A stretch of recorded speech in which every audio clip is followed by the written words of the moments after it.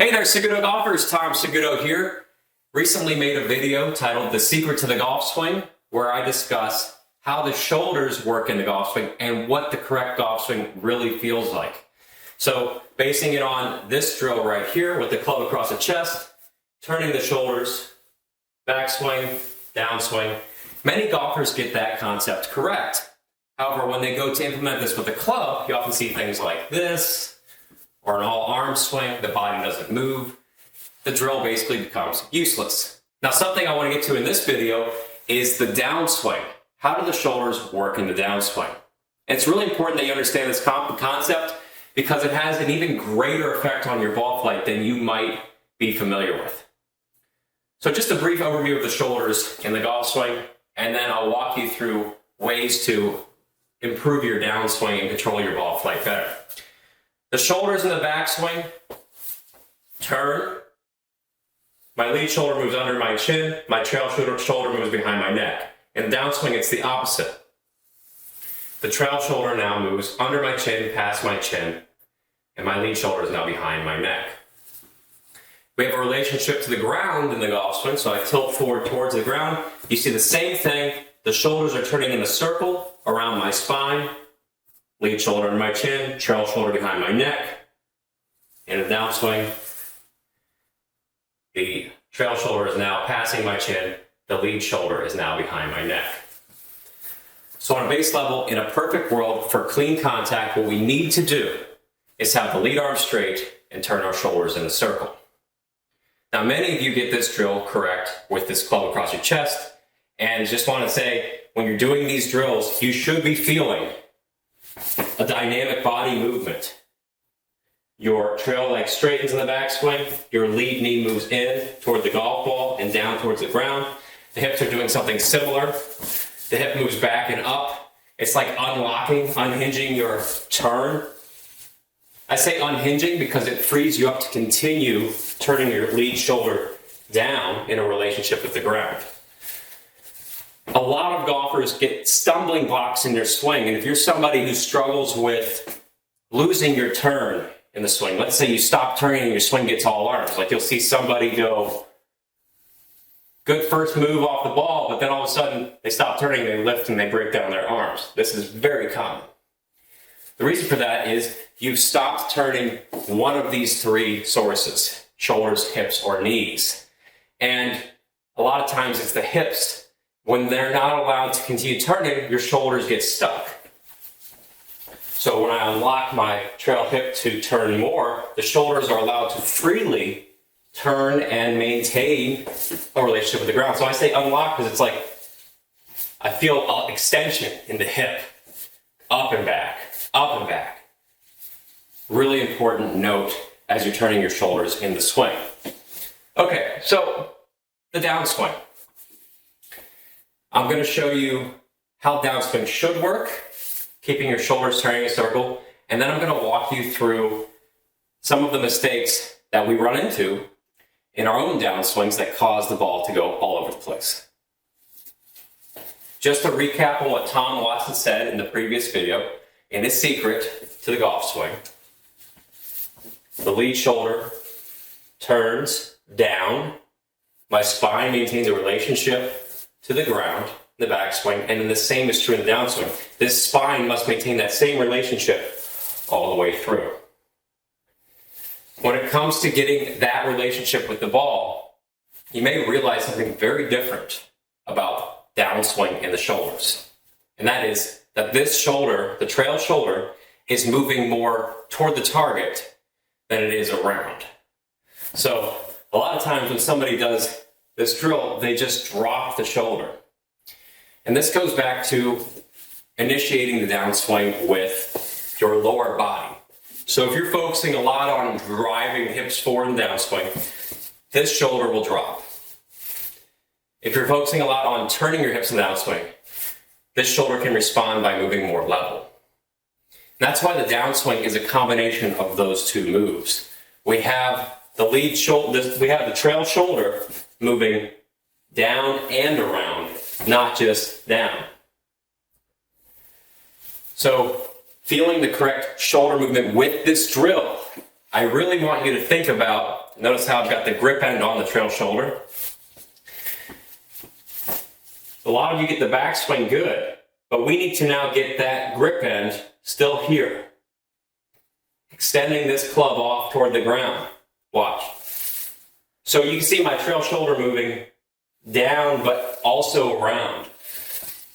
And don't worry about your lower body. You can see that my lower body's still working here. The hips are moving laterally and then turning. So this line extending straight off my trail shoulder. Replace this line. I'm going to try and hold my arm out. Right there. For many of you, this will feel like your trail shoulder is staying very level. And that's okay. Because the consequence of dropping that shoulder, let's say I dropped it. See this line here? It would almost be like I'm swinging this club into an uppercut with that line. Now, that's your club path. Target. This is way out to the right. Places stress in the lower back. My knees act like they're on a surfboard. That's very common for the hookers in the group, for lack of a better term. The slicers in the group, the ones who have too much turn, will do this. A really high trail shoulder. So we need a blend.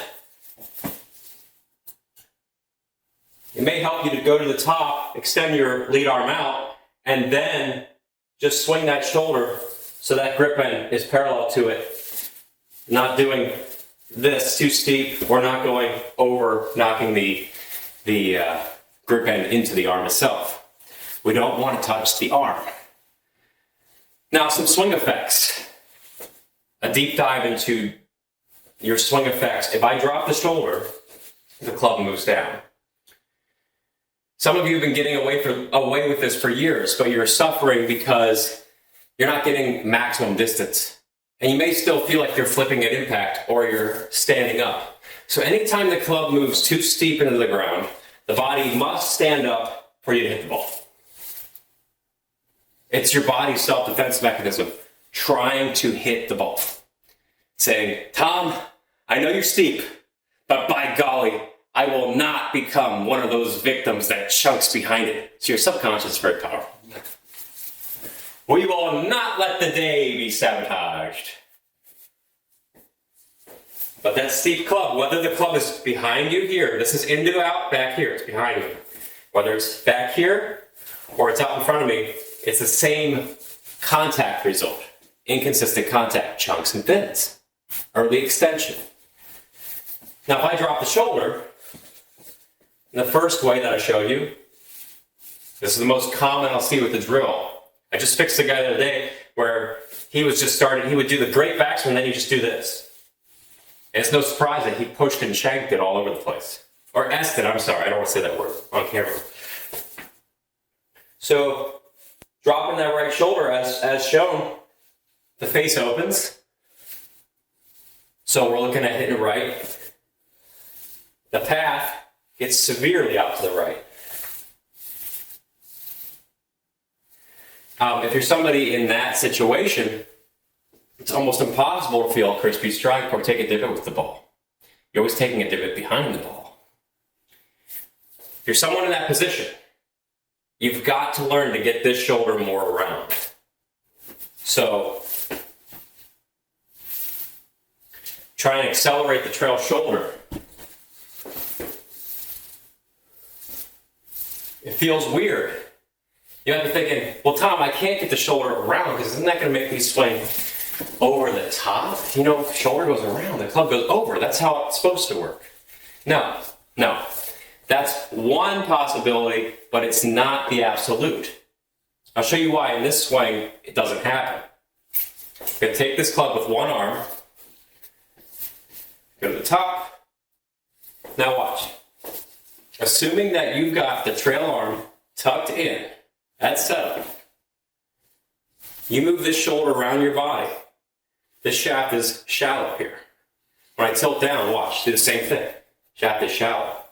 This shoulder, look, is not moving down by the hips and the back and the hips pushing forward. That's the shoulder moving down because of the hips a lot of the time. This is the shoulder itself. It's shallow. I'm not throwing the shoulder down in the downswing so much. Bring that shoulder more around. It's on the proper path all the way to the ball. Keep the shoulder moving around. Boom. So that gets the club going right to the ball. Clean strike. A lot of times we place our feeling in the shoulders, and I say we as in generally speaking, a golfer needs to develop the feeling of individual body parts, as in we're disassociating torso from hips, from shoulders. So I can feel right shoulder move independently. I can feel left shoulder move independently. I can feel torso move independently. These are finer motor skills that you learn as you become more experienced at golf. A beginner lacks these motor skills. At least in general, a beginner is just trying to feel this entire upper body. So everything's really upper body driven, and that's why beginners often look like their swings are very stiff. A more expert player could tell you that they feel their swing down to the fingertip. They know everything that's going on in their swing. So take an inventory of where you're at in your game. Can you disassociate? Because if I'm a beginner with feel, and I feel torso as my main driver, all this, and that's normal for a beginner, then if I start down with a level shoulder, it's always this. If I try and keep the shoulder level, it's going to be that over the top. It's until they learn to isolate this shoulder itself. See the difference between everything moving and shoulder only. I mean, probably one of the biggest discoveries for any amateur golfer is disassociation. The moment you learn it, you're saying, wow, I've got a lot more feel. I know exactly where the face is in the swing. I know where this body part is in the swing. I know where my wrists are in the swing. That's shoulder only. Now here's torso. Huge difference. And I beg you to get that difference discovered now. Do it sooner. And you will have unlocked the key to the downswing. All right, so now that's how you fix a hook type downswing. Slice type. Well, I just showed you, if you were doing this more a level and around, you may need to feel more down with the shoulder, but I don't want you overcompensating and doing this. Because that's placing more stress on your lower back. I know, because I used to just drive my hips so hard, and because I was afraid of swinging over it, I would just drive the hips so far forward to keep the path in to out. But you'll find that your back doesn't like that very much. You also find that you don't like hitting post pattern hooks. So what do you do if you're in that situation where you're used to going over? The first thing I would do is drop my right leg back a little. That's set up. We're not closing the stance, but I just want you to feel this, because if you go over the shoulder, you almost fall out of balance and fall forward, or you'll see this knee kicks in. So by keeping the trail knee back, it forces the trail shoulder here. For you to stay balanced, you have to keep the club on this path. You can't go over. When you go over, that knee responds by kicking in. That's one way. It's a very good drill in my online golf school at segudo.golf. Highly recommend checking out that. Another thing with the slicer, with the over shoulder movement, I remember a guy who did this so bad. I don't want to call him out, but I remember a guy who was over here. What we worked on, he had to feel that shoulder moving down, but I said, we can't just keep hanging out here. So I want you going right shoulder more down feel, but don't let it fall to the ground. And this is where it's important to do this work with the club, at least holding it halfway up the shaft, because I don't want him going straight down like this. He can see the club. We're just training shoulder movement under the chin, not hitting the chin. Under the chin. Hitting the chin was his old over. he wasn't actually hitting his chin, but it was a great visual for him.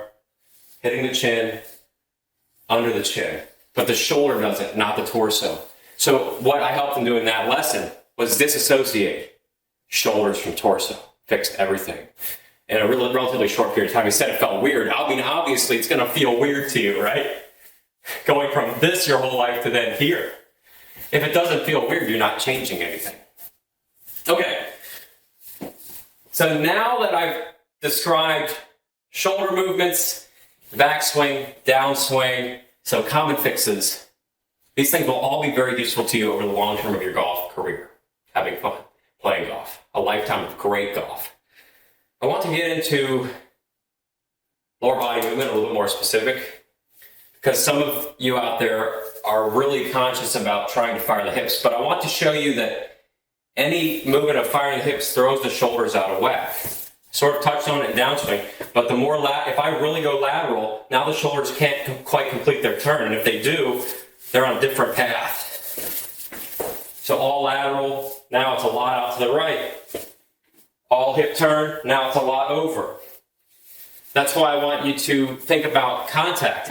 If we're turning our shoulders in a circle here, around our spine, think about how you compromise that with any more additional conscious lower body action. So, it doesn't complete the circle. It doesn't complete the circle. The shoulders must be allowed to complete this entire movement. All right, so this brings me to, I got a couple things for you. Consider them more bonus things, because now that we're on this, in the fall through, especially for my senior golfers, I see a lot of seniors, the weight falls back, and a lot of times there's a hunched over look at the fall through here. No extension of the spine. And I understand why, because your spine's very stiff, your body's very stiff. But we have to open up your body more here. And that means in the fall through, accessing extension. Now, an extension is just the straightening up of your spine. So if I was going to heave a basket forward, that'd be you extending.